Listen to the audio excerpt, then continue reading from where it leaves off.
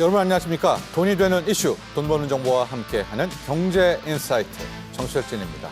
이 인공지능 AI가 전 세계 시장을 주도하는 핵심 기술로 떠오르면서 국가 경쟁력, 나아가서 국가 안보, 그리고 기술 패권 전쟁으로까지 커지고 있습니다. 자, 그리고 이 중심엔 미국과 중국이 있고요. 이 두 나라를 중심으로 AI 생태계 빠르게 구축되고 있습니다. 자, 이렇게 전 세계가 AI 패권 경쟁에서 뒤처지지 않기 위해서 온갖 노력을 아끼지 않고 있는데요.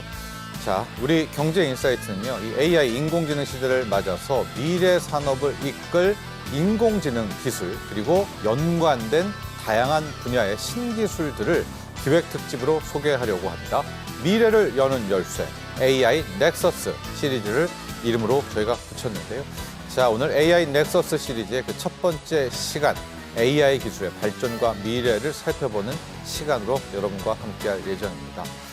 세계적인 빅테크 기업들, 그리고 연구소들 다 이 AI 기술에 집중하고 있는데, 과연 현재 우리의 상황들, 그리고 미래 발전 방향, 앞으로는 어떻게 흘러갈지, 그리고 우리나라는 이 골든타임을 놓치지 않기 위해선 어떤 노력을 해야 되는지 한 시간 동안 자세하게 풀어보도록 하겠습니다. 저희 경제인사이트는 유튜브 경제인사이트 채널 통해서 실시간 시청이 가능합니다. 많은 시청 부탁드리겠습니다.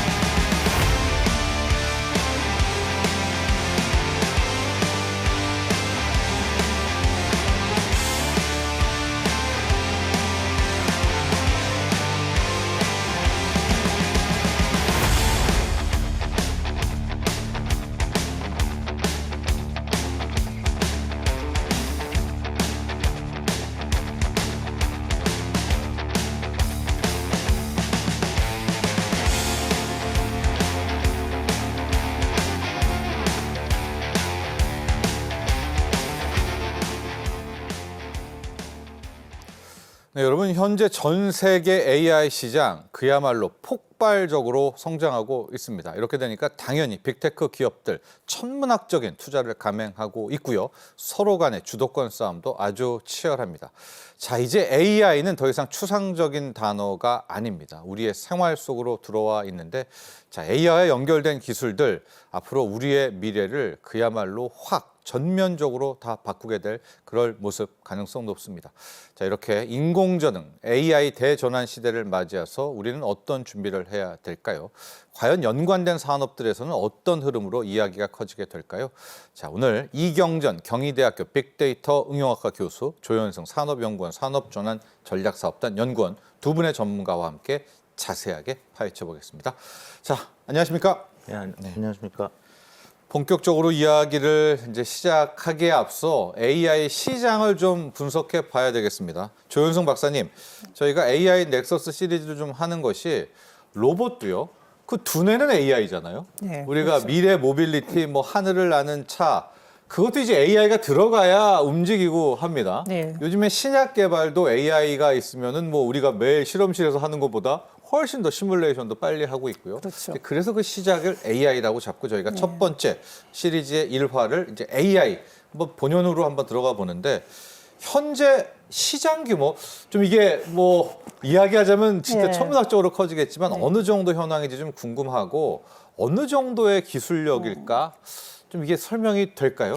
먼저 이제 시장 규모를 여러 기관에서 발표를 하고 있습니다만, 사실 저는 이 숫자는 큰 의미는 없다고 그렇죠. 봅니다. 네. 예, 기관마다 워낙에 차이가 나고 해서 2030년까지 1조 달러 이상이 된다라는 얘기들을 많이 하고 있고요.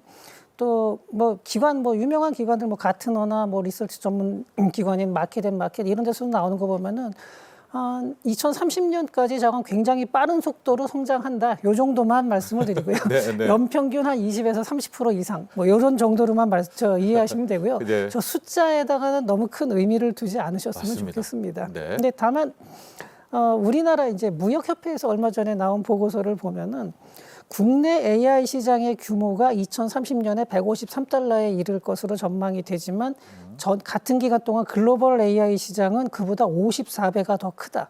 이제 이렇게 얘기를 했는데 예. 이런 거는 한번 뭐 정확히 54배라는 것보다도 그냥 글로벌 시장이 커지는 거에 비해서 우리나라가 이 AI 부분에서는 조금 부진한 것 아닌가 이런 정도는 아마 생각을 해볼 수가 있을 거고요. 예. 그다음에 이 AI가 사실은 과거부터도 많이 쓰이긴 쓰였습니다. 근데 이게 한번 큰 충격이 와서 일반 소비자들, 우리 일반 대중들이 느낄 수 있는 충격이 크게 두 번 왔습니다. 첫 번째가 언제냐면 2015년에 알파고였죠. 네. 네, 그때 한번 사람들이 저기 그 전에 체스까지는 그렇다 쳐도 바둑을 둔다.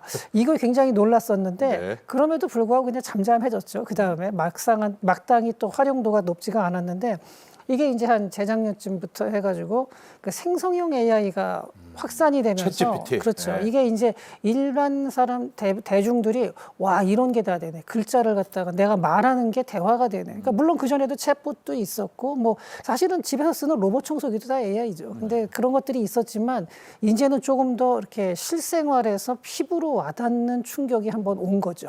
근데 그럼에도 불구하고 그 챗GPT 이후에 아직까지는 본격적으로 수익화되는 수익 모델은 사실은 약간 주춤한 상태입니다. 근데 기대감은 굉장히 높아져 있고 또 조만간 아마 새로운 브레이크스루가 나오면서 굉장히 이제 강하게 수익 모델이 나올 걸로는 예상이 되지만 현재 상태로는 고충격을 지금 현재 받고 있고 이게 이제 현재 머물러 아직은 약간 정체된 상태입니다. 네. 좋습니다. 이경정 교수님, 아마 결과적으로 그 AI 끝에는 터미네이터가 떡 등장할 것 같습니다. 그렇죠? 교수님도 이 터미네이터 아시죠? 네. 자, 그런데 우리 시청자분들은 그래 거기까지지만 현재는 과연 어디까지 와 있지? AI가 우리 생활에 지금 기술이 어디까지 와 있을까? 현재 상황을 한번 좀 구체적으로 이런 것도 AI로 되네? 좀 이렇게 좀 설명해 주신다면요. 네, 일단 궁극적으로 터미네이터로 간다는 거 자체는 생각을 좀 버리시는 게 좋고요. 그것도 아니에요? 굉장히 공상과학적으로 생각하시면 예. 사실 산업에도 도움이 안 되고 예. 정책에도 도움이 안 되고 일반 생활이나 우리의 삶을 설계하는 데 도움이 안 됩니다. 그래서 어떤 인간의 어떤 반대적인 인간의 적이 되는 그런 AI가 독자적으로 활동한다 이런 개념은 그렇게 적절하지는 않고요. 아, 그래요? 결국은 이제 AI도 결국 인간이 지배하는 인간의 대리전을 할 수는 있겠죠.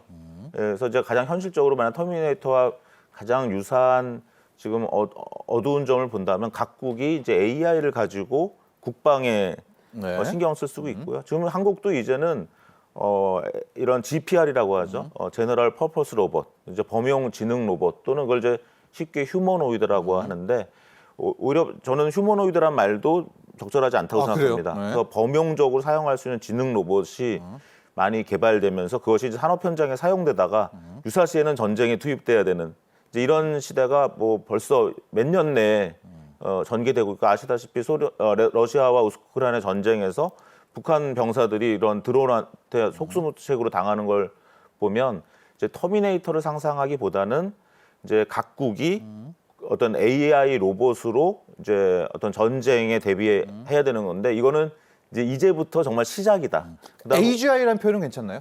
AGI라는 표현은 워낙 많이 사용하고 있기 때문에요. 이제 그거는 AGI는 그 역시 사실은 학자적으로 보면 굉장히 비판받을 내용이고 네네. 어느 누구도 AGI를 제대로 정의한 사람은 없습니다. 그래서 그냥 어떤 사람 한 명보다 그러니까 또는 인류의 어떤 사람 한 명보다도 인간 한 명보다? 또 더 잘하는 네. 모든 걸 잘하는다라는 건데 이제 그런 것들은 하나의 이제 이렇게 이상향처럼 많은 회사들이 목표로 삼는 것이지 저는 사실은 지금 GPT 4.5까지 나왔잖아요. 예. 이미 GPT 4도 저는 AGI라고 생각합니다. 왜냐하면 굉장히 많은 일을 하거든요. 네. 그래서 오히려 AGI가 뭐 고도를 기다리며처럼 언제 고도가 오는 거야 이러는 게 아니라 이미 AGI가 왔고 지금 당신이 GPT-4나 GPT 4.5 정도 수준은 써야 된다라고 오히려 인식을 시키는 것이 더 우리나라든 개인의 삶이든 기업이든 필요한 그런 상황이고 그래서 현황을 아까 물어보셨는데 신기술 트렌드 오늘 여기까지? 현재는 그냥 뭐 한 달에 $20죠. 한 네. 3만 원 정도 내면은 이제 챗GPT 플러스 정도를 쓰면은 한 그 5만 가지 일을 하는 어떤 AGI를 이제 쓸 수 있게 되었고요. 좀 이런 방송에서 해야 될 만한 얘기인지 모르겠지만 많은 지금 기업들은 대졸 신입사원을 이제 뽑아도 되는가, 뽑아야 되는가 하는 그런 의문을 이미 실제로 대기업과 중소기업이 가지고 있습니다. 그래서 저희 봄학기 이제 시작했잖아요. 각 대학가가. 네네네. 지난주에 제가 첫 시간에 학생들한테 이런 얘기를 하지 않을 수 없었어요.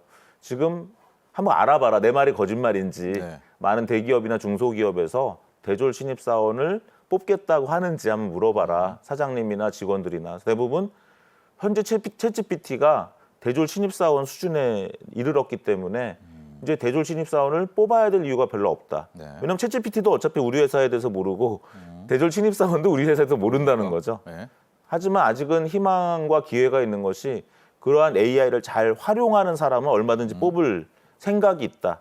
이것이 오늘 현재 미래의 어떤 전망, 터미네이터 이런 것이 아니라 오늘 현재의 상황이다. 이렇게 말씀드리고 싶습니다. 저희가 이 AI가 대체할 직업은 이따 저희 시간 후반부에 또 한번 따로 다룰 텐데 지금 우리 이경준 교수님에 따르면은 이미 인간의 이상의 능력을 구현하고 있는 데에는 다 AI가 또 활동하고 있다. 저희가 이렇게까지 현재 현황을 좀 바라보고 그렇죠. 있습니다. 뭐 네. 어떤 A4 파일 같은 거 네. 한 10페이지인데 번역해봐. 그러면 굉장히 잘 번역하는 저보다 훨씬 잘 번역하고. 네. 근데 최근에 우리나라 최고의 번역가 분이 인터뷰한 걸 봤는데요. 네. 당신은 AI 때문에 자기 직업을 위협받지 않는가 했더니 전혀 그렇지 않다. 나는 그 AI를 통해서 너무 번역을 즐겁게 잘하고 있고 나는 이제 AI 번역기가 없던 시절로 돌아가고 싶지 않다. 네. 이렇게 얘기했거든요. 그래서 예. 사실은 모든 직업군에서 AI는 각 직업의 기회라고 저는 또 생각을 합니다. 네, 그 부분도 저희가 따로 집중적으로 바라보도록 하겠습니다. 자, 일단 좀 더 세부적으로 들어가면은요, 조윤승 박사님, 챗GPT-4 나올 때 우리가 한번 충격을 받았는데 최근에는 중국이 딥시크를 또 개발하면서 주식시장도 출렁거렸었고 이게 또 하나의 한 획을 그었다. 이제 웬만한 기업들이 다 생성형 AI를 만들 수 있다. 이게 뭘 의미를 하는 겁니까? 이게 또 왜 선을 그은 건가요?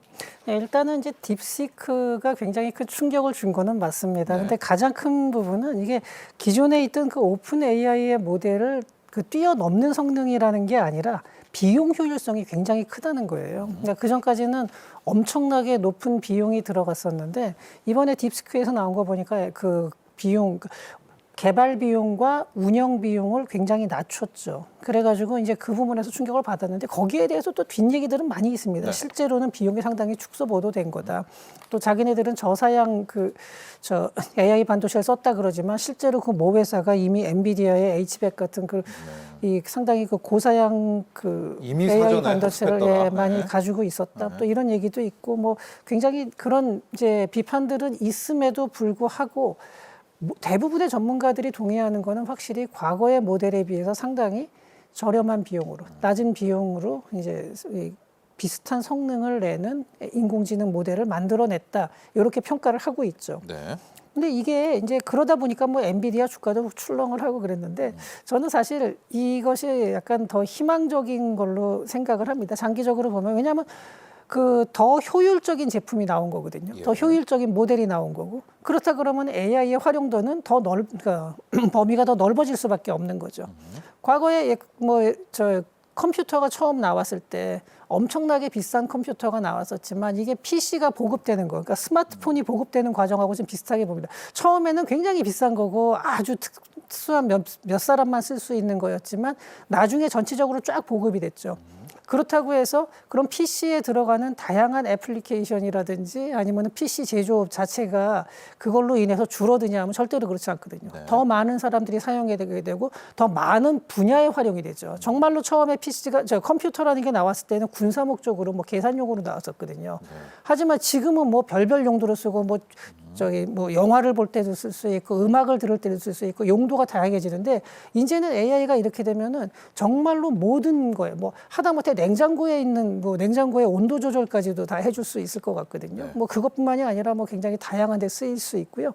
그렇게 되니까 AI의 활용이 굉장히 확대될 걸로 저는 예상이 돼서 그 AI랑 관련된 업계에서는 굉장히 이거를 아마 저는 반기지 않을까. 그리고 엔비디아 같은 경우도 일시적인 충격은 있었어요. 그리고 네. 일시적으로 수출 제한이라든지 미국 정부에서 이런 거는 있었지만 이게 그러니까 그렇게 고사양 칩이 필요 없다라고 이제 얘기하는 분들도 있는데 그건 네. 절대로 그럴 수가 없는 게 사람의 욕망이라는 게 이 정도 됐으니까 이제 앞으로는 더 이상 성능 늘리지 말아야지. 이렇게 아니 예전에 PC가 처음 나왔을 때 제가 처음 PC를 썼을 네. 때가 AT, 그러니까 286 시절이에요. 알겠습니다. 네, 그걸 썼는데 네. 그러면 네. 거기서 이제 나중에 펜티엄 나오고 이런 다음에 이 정도면은 뭐 영화도 볼 수 있고 막 이러네. 그럼 거기서 성능이 멈춥니까? 알겠습니다. 그럼 안 그렇거든요. 사람의 욕망이라는 거는 절대로 끝이 없기 때문에 예. 저는 뭐 엔비디아가 그것 때문에 뭐 타격을 단기적으로는 받을 수 있지만 장기적으로는 오히려 고사양 칩에 대한 수요도 같이 늘어날 겁니다. 칩 얘기도 저희가 준비를 했는데 미리 또 이제 이야기를 해주셨네요. 자, 교수님, 네. 이제 딥시크 나오고부터 웬만한 기업들, 중국의 웬만한 기업들도 떡떡, 우리는 오픈 AI만 할 줄 알았더니 생성형 AI 쏟아내고 있고요. 우리도 이제 떡떡 이렇게 좀 만들어낸다. 이게 산업적으로는 이제 어떤 의미를 갖게 되는가? 거의 이제 딥시크의 양원평은 저는 최근에 예수님 수준이다 이렇게 얘기를 할 수밖에 없는 예수님 게 수준. 그게 네. 무슨 얘기냐면 수백억, 수천억이 되는 AI 모델을 모든 사람들한테 무료로 뿌렸잖아요. 네. 그러니까 우리 회사가 또는 우리나라가 이런 걸 개발하려면 100억, 1000억을 들여야 된다. 뭐 몇 조가 든다 하는 얘기가 이제는 갑자기 그런 걸 선물을 다 받은 겁니다. 예. 모든 회사와 모든 개인이. 네. 그런 면에서 이제 일종의 거의 천동설에서 지동설로 바뀐 거죠. 그래서 예. 그동안 우리 중국은 뭐 짝퉁 모방하는 나라라고 했는데 이제 창조와 혁신의 대명사가 됐고 중국은 되게 폐쇄적인 나라인 줄 알았더니 개방을 해버렸고 네. 그다음 딥시크가 한순간에 그냥 글로벌 기업이 돼버렸고요. 네. 그다음 딥시크는 그동안 중국은 그냥 미국에서 공부한 해외 인재를 데리고 와서 뭔가 하는 줄 알았더니 칭화대나 북경대에 나온 사람들도 없는데 그런 좋은 인재들이 이렇게 많다는 걸 보고 완전히 세상에 깜짝 놀란 거죠. 그럼 이번에 네. 그 오픈 소스를 우리나라 인재가 그냥 보면 우리도 만들 수 있나요 지금? 그 따라 하면? 거기다가 또 딥시크는 지지난주에 네. 5일 동안 연속으로 그 논문만 발표한 게 아니라 자기의 노하우를 5일 동안 연속으로 발표를 했습니다. 그래서 네. 차근차근 이걸 개발하는 방법을 다 이제 가르쳐 줬죠. 예. 그럼에도 불구하고 다 오픈을 안 했다라는 얘기가 있지만 네. 진정한 오픈 AI는 이제 딥시크다. 왜냐하면 미국의 오픈 AI는 폐쇄적이잖아요, 네. 여전히. 그래서 샘 알트만조차도 내가 그동안 역사에 좀 잘못된 길에 서 있었던 것이 아니냐 이렇게 할 정도로 사실은 딥시크로 인해서 완전히 혁명이 일어났다라고 볼 수가 있습니다. 그러면 이제 AI 산업 입장에서는 그동안은 예. 그러한 AI 모델을 개발해야 되는 게 힘들었는데 우리나라 카카오도 아직 개발 못하고 있잖아요. 네이버도 좀 삐걱대죠. 예. 국민들이 아무도 안 쓰고 있잖아요. 그래서 이제 그런데 풀어봐요. 예, 네. 그런 거는 딥시크가 나오면서 이제는 그런 걸 개발하지 않아도 되기 때문에 이제는 그걸 가지고 응용을 하는 그런 이제 에이전트 사업이라든가 이런 것들이 많이 발전하게 AI 비서로 바로 되는 갈 수가 것이고요. 있다. 그다음에 이제 중국 기업이 벌써 그냥 시진핑의 지시로 200개 기업이 벌써 딥시크를 쓰는 네, 겁니다. 네. 그다음에 뭐 BID 쓰죠. 또 에지봇이라는 GPR 회사, 그러니까 범용지능 로봇 회사도 쓰죠. 그다음에 이제 브릭스 같은 그런 해외 또 중국과 친한 나라들도 이제 이렇게 쓰면서 딥시크가 갑자기 그냥 세계 표준 AI 회사가 될 수도 있는 그런 또 위기감이 있는 것이 또 미국의 정서다 이렇게 보시면 될 것 같습니다. 말 나온 김에 그래서 미국과 중국의 AI 대결 이런 것까지 요즘 세간에서 많이 커지는데 당연히 미국이겠지 하는데 요즘에 4차 산업 쪽으로 가면 중국이 전기차 같은 것들 자율주행도 만만치가 않더라고요. 교수님 입장에서는 AI로 뭐 붙는다 미국과 중국 누구에게 손을 좀 당장도 그렇지만 앞으로 미래까지 좀 보시면요. 그 딥시크 V1, R1이 이제 한 80억의 그 돈을 들여서 훈련했다라고 얘기를 하는데 그렇게 크게 거짓말이 아닙니다. 왜냐하면 우리는 다 거짓말이라고 생각하는 사람이 있었지만 이제는 더 이상 중국을 폄하할 수 없게 됐고요. 네. 이제 일론 머스크의 그락 3가 나왔는데 자랑하듯이 GPU를 20만 개를 썼다고요? 썼거든요. 처음에 3개월 10만 개, 그다음에 후반부에는 10만 개 더 넣어서 20만 개 써서 대충 계산해 보면 9조를 썼습니다. 네. 그럼 그럼 80억을 개발한 V1과 V1 R1과 9조를 쓴 그락3. 그락3인데 그럼 1000배를 썼거든요. 네. 그러니까 지금은 이제는 일론 머스크가 조금 무식해 보이는 거죠. 뭐 그렇게까지 돈을 써야 돼? 네. 그러니까 양원평 뭐라 그러냐면 야 앞으로 정말 더 성능 좋은 AI를 만들려면 지금부터 효율적인 방법을 지금부터 알아야 앞으로 더 큰 것도 더 효율적으로 개발할 수 있어. 그다음 딥시크는 어느 날 수익 구조를 또 오픈했죠. 네. 그래서 지금은 다른 회사들은 다 마이너스 나면서 적자를 보면서 사업을 하고 있는데 딥시크는 팔 때마다 지금 흑자가 나는 거예요. 왜냐하면 비용을 절감했기 때문에. 해놨으니까. 예. 그래서 사실은 굉장히 많은 그런 변화가 있고 그럼 결국 미국과 중국 중에 누가 이길 거냐 이거는 자기의 희망이 섞여 있어요. 그래서 이제 체제적으로 보면 당연히 미국이 유리하고요. 네. 하지만 지금 현재는 이제 그 AI 관점으로 보면은 그 오픈 AI 5원이 나온 것이 이제 R1이 나오는 것에 6개월 앞섰기 때문에 네. 6개월 정도 중국이 이제 턱 밑까지 쫓아왔다. 6개월. 그래서 이제 오픈 AI는 이번에 GPT 4.5를 이제 일찍 낸 거고 5월 달엔 GPT 5까지 내면서 이제 더 달리는 전략을 하는 거고요. 그럼 이제 딥시크나 근데 문제는 딥시크라는 한 회사만 이렇게 딱 나온 게 아니라 빙산의 네. 일각인 네. 거죠. 네. 이 중국의 대학들이 한 20년 전부터 미국 대학으로 혁신했거든요. 한국은 반값 등록금이니 뭐니 하면서 대학을 축소시켰고 중국은 미국 대학으로 혁신시키면서 중국 대학에 한번 가보면 절강대학 이번에 양원평이 그 절강대학 지장대학을 나왔는데 가보시면 정말 눈이 희둥그레집니다. 그런 정도로 대학이 혁신됐기 때문에 그런 그 인력들이 그 다시 기업들을 만들고 그중에 하나 삐죽 튀어나온 게 지금 딥시크일 뿐이기 때문에 한국 입장에서는 지금 뭐 비상벨을 눌러야 되는 그런 상황이죠. 네. 자, 비상벨을 눌러야 되는데 우리 한국이 또 이렇게 소프트웨어를 못 가는 게요. 조현순 박사님. 우리는 이제 크게 AI를 칩과 솔루션으로 나뉜다면 칩을 너무 잘하니까 이제 칩 쪽에 뭐 HBM, 삼성 반도체 여기 돈도 많이 벌어오고요. 그래서 우리 얼핏 생각하기엔 막 이렇게 미중 치열하면 우리는 칩 팔아먹고 좋다라고 생각하려고 하는데 또 트럼프 대통령은 엔비디아를 중국 수출을 막고 있어. 이게 또 우리는 미국 동맹이기 때문에 우리의 칩에 영향을 미치지 않을까. 이 AI 반도체 얘기도 한번 이번에 해주시죠. 이게 어떻게 될지. 네. 사실 근데 이번에 저희 그 우리나라의 그 AI 반도체 분야는 딥시크가 나오기 전부터도 그랬고 그 이후도 그렇고 사실은 좀 기회를 어느 정도는 잡은 셈입니다. 단기적으로는 좀 어려움도 있습니다. 아무래도 미중 갈등 때문에 네네. 우리나라도 약간의 피해는 있을 수는 있는데 단기적으로는 그런데 이제 장기적인 면에서는 상당히 그 우리가 반사 이익을 좀 얻을 수 있거든요. 아무래도 중국을 견제를 많이 하기 때문에. 그러니까 지난 그 상무부가 그 인공지능 확산에 관한 임시 최종 규칙을 1월 달에 발표를 했죠. 이게 1년 후에 이제 발효가 되는 건데 여기서 보면 국가를 티어 1, 2, 3로 나눠요. 그래서 티어 1은 동맹국 그래서 여기서는 이제 그 AI 반도체를 갖다 써도 되죠. 네, 막 사다 쓸 수가 있는 거고 티어 2에 있으면은 이제 허가를 받아야 되죠. 미국이. 그 티어 3가 이제 우려 국가로 해서 20개 국가인데 이게 뭐 러시아, 북한, 이란, 베네수엘라, 벨라루스, 이라크, 시리아 이런 나라들은 아예 이제 그 수량을 철저하게 제한을 하고 있는데 여기서 한번 봐야 되는 게 싱가포르가 티어 2에 들어갔어요. 네, 티어 1에 들어간 나라가 18개 동맹국인데 싱가포르이 여기 안 들어간 가장 큰 이유는 뭐냐면은 중국으로의 우회 수출로라는 거예요. 싱가포르이. 실제로 싱가포르에 들어간 그 엔비디아의 AI 반도체 숫자를 이렇게 봤을 때 싱가포르의 전기 사용량이나 이런 걸 쭉 추정해 보면은 도저히 이게 싱가포르 내에서 쓴 게 아니다. 이거 어디 갔겠냐는 거죠. 싱가포르에서 이 정도로 엔비디아 칩을 살 리가 없다. 이런 의심을 상당히 받고 있기 때문에 티어 2로 간 거예요. 네, 티어 2로 갔습니다. 그런데 이렇게 되다 보니까 그 지금 이거는 뭐냐면은 아예 중국으로 들어가는 반도체를 철저하게 그 우회로까지도 지금 차단을 하겠다는 뜻이거든요. 그리고 또 중국은 거기에 때문에 대응하기 위해서 이번에 딥시크를 만든 건데 뭐 이런 상황입니다. 지금 현재. 그리고 2023년에 엔비디아에서 중국 수출용으로 만든 그 다운그레이드 버전이 있어요. 그게 H800이라는 반도체인데, 예, 이거에 수출 제한을 했는데 이제는 아예 더 낮은 성능인 H20까지도 이제 규제할 가능성이 나오고. 그러면 우리 당장 하이닉스 또 걱정되는데요. 예, 걱정이 되죠. 네. 예. 그래서 중국 시장에서 손실이 발생할 가능성이 지금 단기적으로는 상당히 있긴 합니다. 근데 이게 장기적으로는 좀 기회가 되는 게 이런 식으로 하다 보면은 중국의 반도체 시장 자체가 반도체 생산업체들도 같이 타격을 보게 돼요.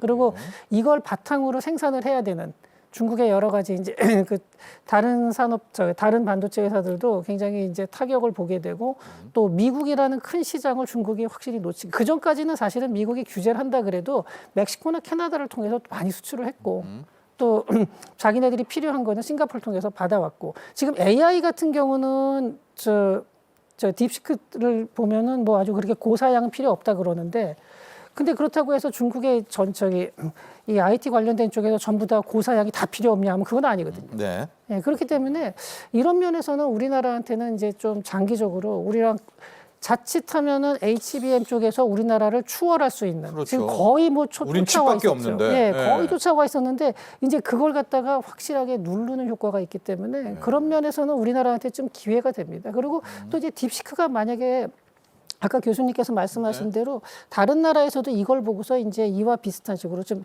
아무래도 이 정도 비용이면 우리나라도 해볼 만하다 하는 나라들이 상당히 많을 거거든요. 그전에는 엄두를 못 내던 나라들이 많이 따라 하는데 네. 이렇게 됐을 때 이제 나중에 AI가 확산이 많이 되면은 그러니까 추론형, 학습형은 엔비디아가 지금 거의 독점적으로 위치지만 추론형 AI 반도체는 이거는 이제 우리나라한테도 기회가 상당히 있습니다.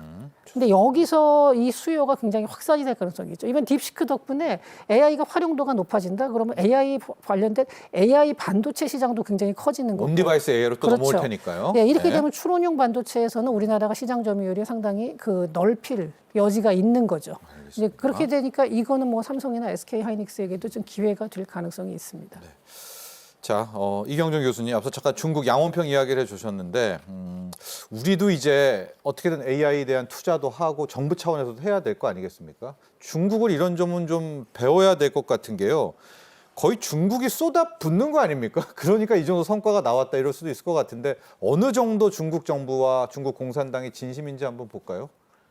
그러니까 중국은 이제 2015년에 AI 굴기를 선언을 했고, 그러니까 미국을 따라잡으려면 AI를 잘해야 된다 이런 천명을 한 거죠. 그렇죠. 근데 어느새 벌써 10년이 됐어요. 네. 근데 10년이 됐는데 효과를 본 거죠. 네. 그럼 얼마나 지금 자신감이 올라가 있겠습니까? 네. 우리가 옳았다. AI로 집중했더니 미국을 됐다. 지금 이기기 시작한다. 네. 이제 그런 어떠한 것에서 중국은 아마 대단한 이번에 양회에서도 그런 모습이 이제 네. 보였고요. 네. 그래서 자기네들의 방법이 옳았다. 근데 그게 사실은 한국에서 저도 많이 경고를 했죠 그동안. 그래서 우린 너무 의학에만 가 있잖아요, 우리는. 그렇기도 하고 말로만 AI를 하고 실천을 이제 안 한 거죠. 예를 들면 작년에 AI 디지털 교과서 그렇게 열심히 교육부가 했는데도 또 야당이 좌절시켰죠. 네네. 예. 지금 보면 대구나 이런 쪽은 99.9%가 AI 디지털 교과서를 지금 3월부터 채택을 했고요. 했었으면. 네. 지금 뭐 전남이나 세종이나 광주 이런 데는 10% 미만이에요. 그러면 아이들의 학력 격차가 한 몇 년 후에 드러날 겁니다. 예. AI 디지털을 써서 교육하는 거라. 그걸 거부하고 그냥, 옛날 네, 방식으로 하는 교육받는 거라. 거라. 근데 이런 것은 사실은 정치적인 문제가 아니라 그냥 그렇죠. 가야 되는 거죠. 우리나라는 지금 이런 AI 디지털 교과서 초중고 학생들 가르치는 것부터 벌써 좌절을 시킨 나라예요. 세계 최초로 그런 걸 하면은 에듀테크라든가 교육 산업이 또 발전할 수 있고 학생들이 더 역량이 올라가고 선생님들이 훨씬 편해질 수 있는 그런 기회가 있는데 그런 데서 좌절된 부분도 있었고요. 중국은 일단 뭐 로봇을 보면 유니트리라든가 딥로보틱스 같은 회사의 이제 G1, H1인 로봇 또는 산마오라는 로봇들이 있는데 이번에 제가 CES 2025 가니까 그냥 이 CES 전시장을 완전히 휩쓸었죠. 그 두 로봇이. 예, 물론 리모트 컨트롤하는 로봇이에요. 네. 하지만 굉장히 기민하게 움직이죠. 그다음에 가격이 정해져 있어요. 네. 거의 2천만 원이면 살 수 있다. 이러니까 근데 우리나라 로봇 회사 싸더라고요. 보면요, 네. 뭐 레인보우 로보틱스라든가 가격이 정해져 있지 않아요. 뭐죠 보스턴 다이나믹스도 그렇고. 그러니까 양산이 아직 힘든 거죠. 양산이 안 돼 있고 네. 늘 딜을 해야 판다는 거죠. 그다음에 근데 저는 1월 달만 해도 에이 저 머리 나쁜 로봇 이렇게 생각한 거죠. 중국에. 너네 이런 거 잘해봤자 우리가 팔 사고 다리 사고 리모컨이잖아. 네. 그래서 우리가 이제 뇌만 잘 만들면 우리가 이길 수 있어. 그럼 미국은 뇌가 좋아. 네. 한국은 그 중국 거 잘 사다가 우리 뇌 잘 만들어서 검용지능 로봇 가면 된다고 생각한 게 제가 지난 1월 2달 전 어떤 장밋빛 혼자 착각이었고요. 네. 이제 딥시크가 나오고 나서는 중국이 뇌도 좋다가 된 거죠. 네. 그다음에 중국은 좀 약간 정책적으로 이렇게 가이드라인을 줄 수가 있잖아요. 그러니까 BYD 써라, 딥시크. 네. 그다음에 실어라. 네. 그다음에 뭐 샤오미 써. 이런 식으로 아까 200개 또 뭐 로봇 회사들도 이제 그냥 정해 주는 거죠. 네. 그렇게 되면 우리가 시장에서 경쟁하는 그런 측면도 있지만 또 정부가 기획하는 측면이 있는데 그런 것들이 잘 맞아 떨어지기 시작하고요. GPR 회사가 그런 범용지능 로봇 회사가 퓨리어 인텔리전스라는 회사도 있고 로보테라라는 회사도 있고 알지봇이라는 회사도 이렇게 범용지능 로봇 회사 자체가 그냥 중국 여러 개인데 네. 한국은 없습니다 현재. 그러니까 있습니다. 그냥 걸음마 상태가 돼버린 갑자기 이렇게 상황이 됐네요. 알겠습니다. 중국이 좀 부럽습니다. 근데 조영수 박사님, 미국도 가만히 있지 않죠. 지금 스타게이트, 저희도 이 시간을 통해서 여러 차례 설명했는데 여기도 또 지금 천문학적 액수 700조를 붓고 와 이거 우리만 너무 뒤처지나 이런 생각이 좀 드는 좀 우리가 위축되네요. 뭐 미국의 스타게이트 네. 볼까요? 아무래도 뭐 금액이 일단 어마어마합니다. 이제 스타게이트라는 프로젝트를 간단하게 말씀드리자면은 오픈 AI하고 그다음에 일본의 그 소프트뱅크 그리고 또 뭐 오라클 이런 뭐 여러 회사들이 이제 합작을 해서 만든 그러니까 그 스타게이트라는 합작 회사를 만들어서 이걸 미국 내 데이터 센터를 이제 크게 구축을 하고 AI 인프라를 구축하는 사업이죠. 네. 그래가지고 뭐 총 그 들어가는 게 뭐 5천억 달러 이게 뭐 환율에 따라 좀 다른지만 한 700조가 좀 넘는 액수죠. 700조라는 액수는 뭐 우리나라에서는 도저히 그렇게 한 사업에 들인다는 거는 이건 불가능하죠. 700조가 아니라 7조도 사실은 들이기가 어려운 상황인데 근데 이 상황에서 우리나라한테도 약간은 기회가 오는 게 지금 샘 알트만도 우리나라에 방문을 해서 삼성전자한테 이제 같이 협력해달라고 뭐 그런 얘기를 하고 또 HBM의 수요가 높거든요. 그 데이터 센터에 들어가는 반도체, AI 그 반도체에서 이 HBM의 수요가 굉장히 높아집니다. 그러다 보니까 이제 우리나라 반도체 회사들 입장에서는 아무래도 수요가 이제 올라가니까요. 그리고 이쪽에서는 좀 어느 정도 이익이 있을 수는 있는데 이 스타게이트 자체에 대해서 상당히 회의적으로 보는 사람들도 많습니다. 대표적인 사람이 앨런 머스크인데요. 앨런 머스크가 뭐라 그랬냐면 이제 그 회의적으로 보는 이유를 크게 세 가지를 대요. 첫 번째, 실제로 그 막대한 투자금이 들어오겠냐? 과연 그만큼 이게 들어오겠냐? 그 다음에 참여 기업 간의 협력이 얼마나 원활하겠냐? 이렇게 꼭 합작한다고 모이면은 꼭 자기네들끼리 싸운다는 거죠. 네. 그 다음에 세 번째, 이게 과연 이렇게 해가지고 투자금을 효율적으로 잘 관리할 수가 있겠느냐.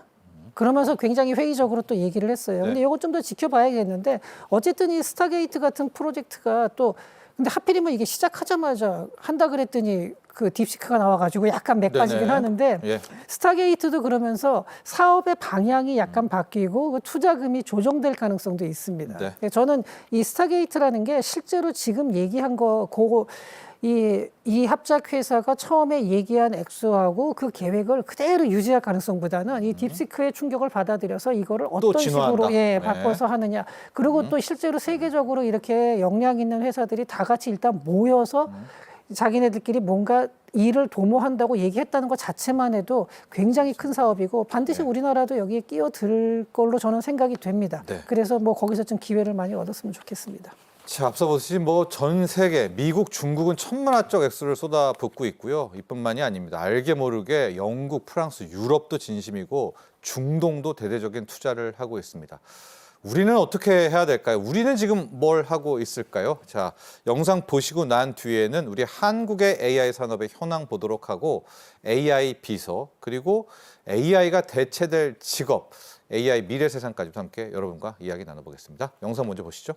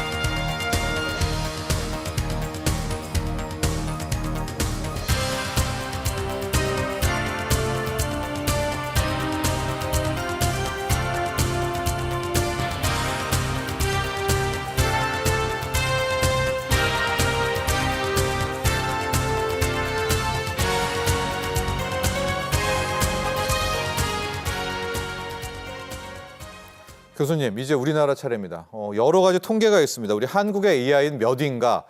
뭐 AI 반도체로만 가면 또 높은 점수를 받는데 AI 국가 활력도 순위라는 게 있었더라고요. 2023년 여기에서는 7위를 기록했다라고 하는데 정말 냉혹하게 우리 한국 AI의 현주소 교수님은 어떻게 판단하고 계십니까? 한국은 일단 AI를 사용하는 관점에서는 세계 20위예요. 20위. 잘 안 씁니다. 네. 왜냐하면 정규직, 비정규직 분리돼 있어서 정규직이 안 써요. 왜냐하면 자기 직업이 안정돼 있기 때문에 별로 AI를 안 씁니다. 네. 생산성을 많이 일으킬 필요가 없는 거죠. 예. 그래서 한국은 그런 활력이 굉장히 떨어져 있는 상태고요. 예. 그다음에 랭킹은 그렇게 중요하지 않다고 생각해요. 한국은 그냥 무조건 3등을 목표로 해야 겨우 5등 할까 말까 하는 겁니다. 그러니까 늘 우리가 체크해야 되는 거는 AI G3라고 하는 게 다 이유가 있습니다. 예. 그래서 3등이냐 아니냐. 근데 지금 미국, 중국, 그다음에 3등 될 누굴 이겨야 되느냐? 그러면 많습니다. 영국도 있고 프랑스도 있고 캐나다도 있고 예. 일본도 있고 독일도 있기 때문에 그 나라들을 예. 이제 이길 수 있느냐 하는 문제고요. 그 논문으로 보면은 논문 수를 늘 보면 뭐 중국이 1위입니다. 논문 수로 보면은. 예. 뭐 그런 뉴스 나오잖아요. 뭐 수학 올림피아드 중국 팀이랑 미국 팀인데 거기 다 중국인. 네네. AI도 좀 약간 그런 꼴이거든요. 예. 그래서 이제 그 양에 의해서 양을 좀 늘리려면 좀 AI 쪽 교육이나 그렇죠. 정원 늘려줘야 예, 되는 예, 거고요. 예. 그 양으로 안 하려 그러면 이제 전략을 짜야 되는데 우리나라 너무 이런 방송에서도 맨날 반도체 얘기만 하고 네이버, 카카오 얘기합니다. 그게 문제점이 뭐냐면 네. 스타트업이 아닌 거예요. 근데 한번 생각해 보세요. 미국, 중국, 뭐 프랑스 다 스타트업입니다. 스타트업이 결국 하는 거지 기존 기업은 기존 사업이 있기 때문에 이렇게 움직이지 않는다. 그래서 그다음에 또 하나는 국가가 투자하는 게 아닙니다. 작년에 대통령실이 예. 그 인공지능위원회 출범시키면서 뭐라 그랬냐면 65조를 민간이 투자하기로 약속했다라고 얘기했거든요. 저는 그게 너무 좋았다고 생각해요. 예. 국가가 투자하겠다 이렇게 얘기한 건 거짓말이죠. 중요한 거는 민간이 그 많은 돈을 투자할 수 있도록 유도한다. 국가가 유도하거나 예. 거기에 관련된 규제, 정책, 제도를 다 개선해줘서 민간이 그래서 상속세법이라든가 이번에 뭐 겨우 배우자 뭐 상속만 이유상, 어떻게 해야 돼 네. 이런 건 되게 사실 너무 자잘한 얘기고요. 과연 돈 있는 사람들 우리가 지금 3만 달러 올라갔다는 얘기는 부자가 많아졌다는 얘기거든요. 네. 그럼 그분들이 외국을 나가지 않고 재투자해야 되고 가장 잘 된다는 AI에 투자할 수 있도록 제도를 열어줘야 되는데 이런 것들이 굉장히 미흡하기 때문에 국가가 투자하다는 얘기로 자꾸 가거나 네. 아니면 기존 기업 얘기 자꾸 하거나 뭐 이거는 효과가 없는 얘기입니다. 네. 네, 그렇게 말씀드리고 싶습니다. 새로운 돌파구가 정말 필요합니다. 조윤수 박사님, 우리가 이제 AGI 이야기를 많이 하지 않습니까? 결과적으로 우리 범용 인공지능, 우리 인간 비슷한 이제 이 친구가 나온다 이건데 잘 되고 있습니까? 우리 지금 우리 한국은 어때요? 지금 이제 교수님께서 말씀하신 것처럼 우리나라가 좀 이 부분이 우리가 그 IT 강국이라고 하면서 하드웨어 쪽에서는 이게 성과가 상당히 있었지만 그리고 뭐 소프트웨어도 사실 검색 엔진을 독자적으로 가지고 있는 나라가 많지 않거든요. 우리나라처럼 이렇게 뭐 네이버 다음처럼. 근데 이거 이런 면에서는 괜찮은데 이 AI 부분에서는 확실히 조금 이제 시작 자체가 이제 우리가 좋지는 않았다. 저는 뭐 그렇게 말씀을 드리고요. 예. 근데 제가 보기에는 물론 이제 이번에 딥시크가 나옴으로 인해서 우리도 그 라지 랭귀지 모델을 가지고서 적어도 AI 주권을 어느 정도 유지할 만큼은 투자를 할 필요는 있다라는 네. 생각을 하는데 이제 그것보다도 약간 스몰 랭귀지 모델로 만들어서 부분야별로 특화된 쪽으로 가고 그 AI를 활용하는 서비스 쪽을 우리가 좀 특화를 한다면 우리나라가 보면 또 그런 쪽은 잘하거든요. 그래서 우리가 뭐 어떤 그 근원적인 기술 이런 것보다도 이거를 얼마나 잘 활용할 수 있는지. 일단 우리나라 사람들이 한 가지 약간 저는 희망을 갖는 게 좀 네. 얼리 어답터 기질이 있잖아요. 예. 그래가지고 무슨 인터넷에서도 그렇고 이게 서비스가 새로운 게 나오면은 항상 그게 굉장히 빨리 활용이 돼요. 예. 아까 AI 활용도는 아직까지는 높지는 않은데 이게 만약에 본격적으로 좀 저렴한 비용에 쓸만한 그 퀄리티를 가진 것들이 보급이 된다 그러면 붐 되면, 네, 네. 우리나라 사람들은 부업되면. 아마 그 얼리 어답터들이 상당히 많이 늘어날 거고 해서 저는 그런 쪽으로 그러니까 스몰 랭귀지 쪽으로 간다 그래서 분야별로 간다 그러면 그쪽에서는 우리도 한번 좀 저렴한 비용으로 한번 해볼 수 있지 않을까 뭐 이게 좀 요건 약간 제 희망이기도 한데 예, 네. 그렇게 생각을 해봅니다. 자, 증시에서도 그렇고 투자적 관점 혹은 이제 AI 쪽에서 여러분들이 많이 듣는 이야기가 이 AI 에이전트, AI 비서라는 겁니다. 자, 이경정 교수님, 저도 이제 뭐 손이 말한 이런 AI 비서를 좀 써보는데 아직까지 저는 얘가 잘 못 알아먹는 것 같거든요. 그래서 잘 안 쓰게 되는데 이 시장이 어마어마하다면서요. 이게 막 진짜 막 대화되고 내 심부름 다 하고 그렇게 되는 거죠? 네, 1조 달러 시장이라고 작년에 이제 블룸버그가 얘기를 했고요. 예. 제가 작년 1월에 이제 플랫폼 경제가 AI 에이전트 경제로 전환될 것이다라는 글을 썼는데 예. 그저께 중앙일보에서 재밌는 기사가 났어요. 네. AI 에이전트가 앱 없는 시대로 이행을 촉진하면서 플랫폼 기반 경제가 뿌리째 흔들릴 수 있다. 앱을 없애요. 애플리케이션을. 앱이 예. 없어지는 거죠. 내년쯤에는 이제 택시 잡을 때 택시 잡아줘. 서울역 가는 택시 잡아줘 하는 거죠. 그러면 그 AI 에이전트가 여러 택시 앱을 열어가지고 그중에 제일 빨리 잡고 가장 원하는 택시를 잡은 데를 잡고 나머지는 다 캔슬을 해주는 거죠. 진짜 비서네요. 금요일 날 화이트데이잖아요. 네. 그러면 이제 뭐 여자친구 남자친구 선물 줘야 되는데 네. 재밌는 게 이 중앙일보 기사가 뭐라고 나왔냐면은 그 오픈 AI의 오퍼레이터라는 AI 에이전트가 있는데요. 예. 카카오톡 선물하기가 거기랑 벌써 제휴를 맺었어요. 그 다음에 뭐 얘기해줘 야놀자 그 숙박 네네, 시스템이 해도 됩니다. 예. 거기랑 또 제휴를 맺었어요. 그러니까 뭐냐면 이제 우리가 카카오톡 선물하기 가서 선물하는 게 아니라 예. AI 에이전트한테 물어볼 거라는 걸 이제 카카오에서 이미 알고 먼저 수그린 거죠. 그러면 이제 기존의 플랫폼 나한테 와서 물건을 사겠지라고 생각한 플랫폼들이 AI 에이전트한테 미리 수그리는 방법도 있고 직접 AI 에이전트를 만들어야 되는 그런 것도 있죠. 그러면 이제 생각해 보세요. 야놀자 사장님은 골치가 아플 겁니다. 지금 AI 에이전트 만들어서 숙박할 때 나 오늘 뭐 제주도에서 살 호텔 예약해줘. 네. 우리가 이런 앱을 따로 AI를 부를 거냐? 예. 아니면 숙박도 해주고 선물도 사주고 택시도 비서 잡고 하나를 받을 건가? 걔한테 그냥 아. 다 할 거냐? 그 네. 잘 생각해 보면 숙박을 위한 AI를 따로 할 것 같지 않거든요. 그렇죠. 그러면 빨리 수그리든지 예. 아니면 빨리 주식을 팔고 떠나든지 예. 이런 일들을 좀 해야 되는 것이 플랫폼 경제가 그래서 AI 에이전트로 에이전트 간다라는 경제로. 것입니다. 예. 그래서 지금 벌써 그런 것이 현실로서 플랫폼 업체들이 지금 미국 AI 에이전트 회사인 오퍼레이터한테 이제 벌써부터 제휴를 이제 시작했다는 거고, 그래서 많은 회사들은 이제 결정을 해야 돼요. 내가 플랫폼을 고수할 거냐, 그런데 어떻게 됩니까? 야놀자가 숙박 플랫폼이었는데요. 만약 어떤 AI 에이전트를 사람들이 굉장히 많이 사용하면 미안하지만 호텔이나 모텔 사장님이 야놀자가 있는 게 아니라 그냥 AI 에이전트 AI를 가서 가서. 가입할 가능성이 많아지죠. 네.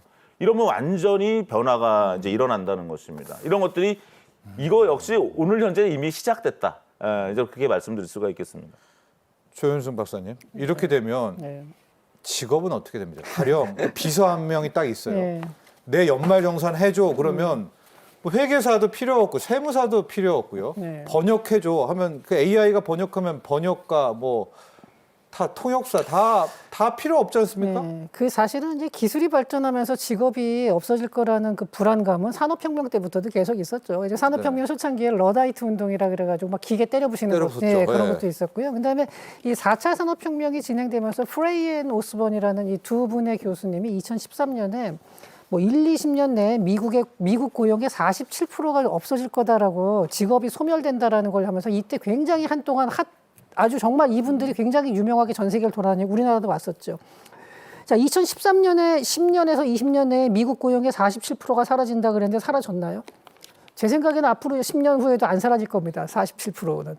그러니까 이런 식의 공포는 항상 있었고 네. 이게 왜 그러냐면은 이걸로 인해서 사라지는 직업이 많지만 그걸로 인해서 생겨나는 직업이 있고, 또 하나는 이걸로 인해서가 아니라 기존의 직업이 아니었던 것들이 생겨나기도 합니다. 그리고 기존의 직업이 분화가 되죠. 규제에 대한 것도 좀 이야기 나오거든요. 이걸 지금 해야 되나? 중국처럼 뭐 풀어줘야 되나? 한마디 좀 해주시죠. 어떻게 근데 갈까요? 일단 AI 부작용? 현실 인식을 해야 되는데 판도라의 네. 상자가 열렸잖아요. 열렸죠. 딥시크 때문에 오픈 그 6,710억 개의 가중치 숫자를 다 세상에 오픈했거든요. 예. 그래서 작년 노벨 물리학상을 받은 제프리 힌튼이 그런 가중치를 오픈하는 건 뭐 미친 짓이다까지 얘기했어요. 왜냐하면 그걸 아무나 가져가서 범죄에 사용할 수 그렇죠. 있다. 예. 그래서 하지만 이제 판도라의 상자는 열렸다. 그동안은 이걸 폐쇄해서 일부 착한 나라를 정해놓고 못된 나라 정해놓고 우리가 잘 할게, 나머지 사람들은 그냥 사용만 해라는 그런 어떤 생각에서 그거 오만할 수도 있죠. 이제는 이게 다 풀려서 제가 아까 오죽하면 예수님이라는 표현을 했어요. 네네.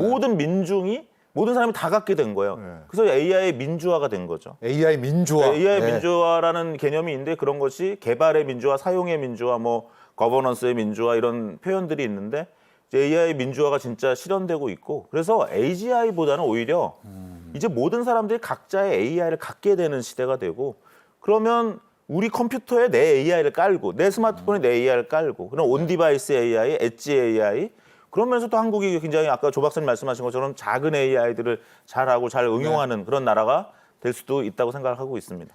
네, 알겠습니다. 자, 오늘 치열했습니다. 여기까지 일단 하도록 하겠습니다. 이경전 경희대학교 빅데이터 응용학과 교수, 조현승 산업연구원 산업전환 전략사업단 연구위원 두 분과 함께했습니다. 오늘 감사합니다.